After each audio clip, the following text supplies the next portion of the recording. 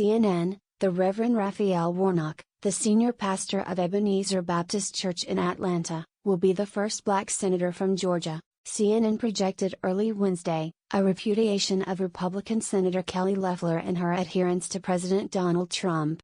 The Democratic Party appears closer to retaking the U.S. Senate, as Georgia Republican David Perdue narrowly trails in his fight to keep his seat against Democratic candidate Ossoff.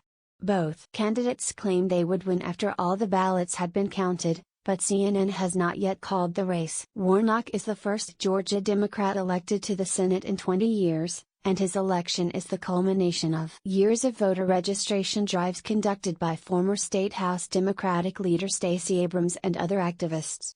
President-elect Joe Biden also won Georgia, the first time for a Democratic presidential candidate since the 1990s.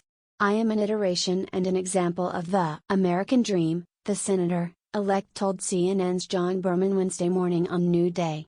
He added, "When I think about the arc of our history, what Georgia did last night is its own message in the midst of a moment in which so many people are trying to divide our country, at a time we can least afford to be divided."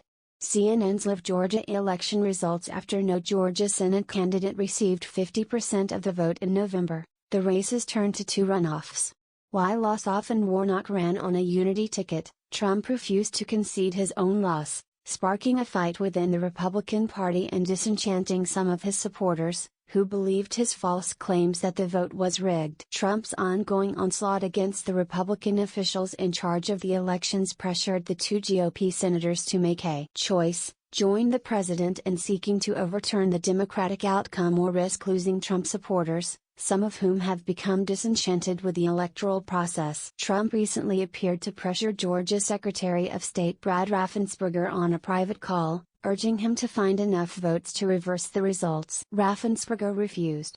But despite 3 recounts and no evidence of widespread fraud, Loeffler and Perdue decided to join the president in objecting to Congress' certification of the Electoral College's results in a final, diluted display of devotion to Trump supporters. "The American people deserve a platform in Congress, permitted under the Constitution, to have election issues presented so that they can be addressed," said Loeffler in a statement on Monday. Asked if it was appropriate for her to vote against certification of the electoral votes, Warnock told CNN Wednesday that his opponent has consistently put what she perceives to be her own short-term political interests over the concerns of ordinary people.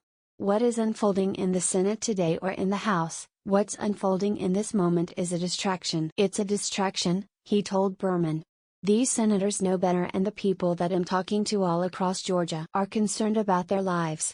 While Georgia is a rapidly diversifying state, the Republican candidates came into the Senate runoff elections with an advantage. In November, Perdue received over 88,000 more votes than Ossoff, while Loeffler and the other Republican candidates received more votes than Warnock and the other Democratic candidates in the special election. Warnock received most of the vote, 33%, overall. Republicans hoped their message that Georgia should be a check on Washington would prove successful, noting that if Warnock and Ossoff win, Biden, House Speaker Nancy Pelosi and Senate Democratic leader Chuck Schumer will be in charge. "We're talking about the future of the country, and we can't just turn it all over to one party," said Eric Denenblatt, who served as chief of staff to former Republican Georgia Governor Sonny Perdue, before Election Day. "That could be wishful thinking on my part. But I do think that that's going to be a big motivator." But Republicans are worried that Trump's unwillingness to concede jeopardizes the party's hold on the Senate, even though the state has not elected a Democrat to the chamber since 2000. Heath Garrett, a campaign manager for former Georgia Republican Senator Johnny Isakson, told CNN that Trump's attacks on Governor Brian Kemp and Raffensperger were counterproductive for trying to motivate grassroots-based Republicans to go vote, and said they've threw Perdue and Loeffler off message in the final days of the campaign. Senator Perdue and Senator Loeffler are being whipsawed by the president on one side and by the Democratic money on the other side, he said. Perdue and Loeffler had attempted to avoid the inter-party feud sparked by Trump by focusing on Ossoff and Warnock. Perdue's closing message in a recent video was littered with attacks, saying that if Republicans lose, undocumented immigrants will vote, Americans' private health insurance will be taken away, and Democrats will pack the Supreme Court and defund the police. "We win Georgia, we save America," Perdue told the camera.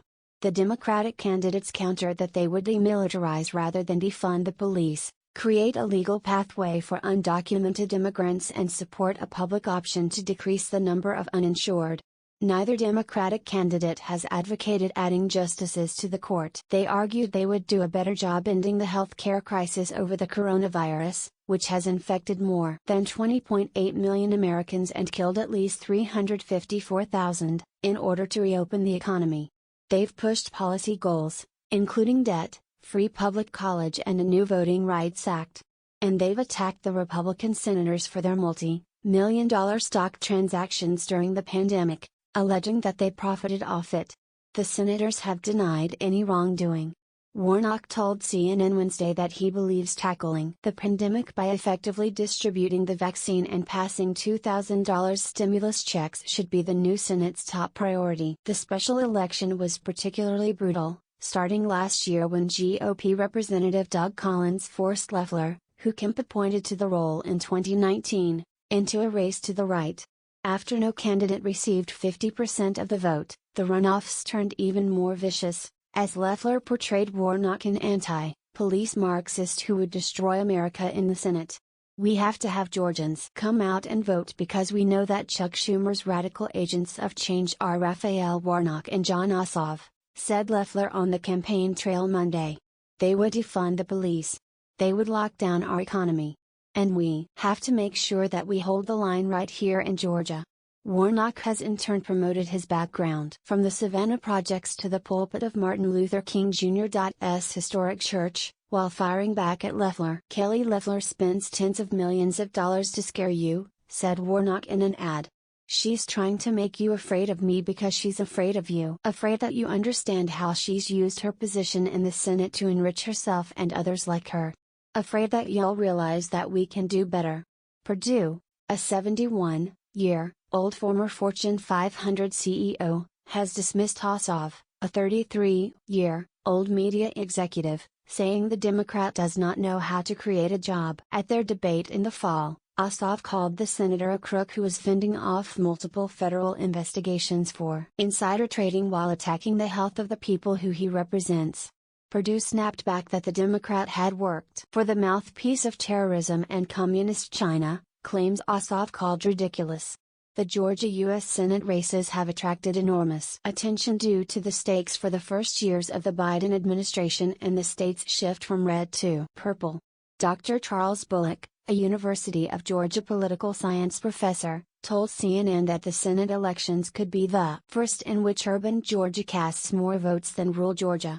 "We've seen tremendous enthusiasm in the early voting numbers, both in person and by mail, and we know that while Democrats will have a lead when polls open, Republicans are expected to have a strong election day," said Seth Bringman, a spokesman for Fair Fight Action, a voting rights organization founded by Abrams. Political groups spent about $520 million to advertise in the two runoff races, according to Cantor Media/CMAG, averaging more than $8 million per day. Republicans outspent Democrats by tens of millions of dollars.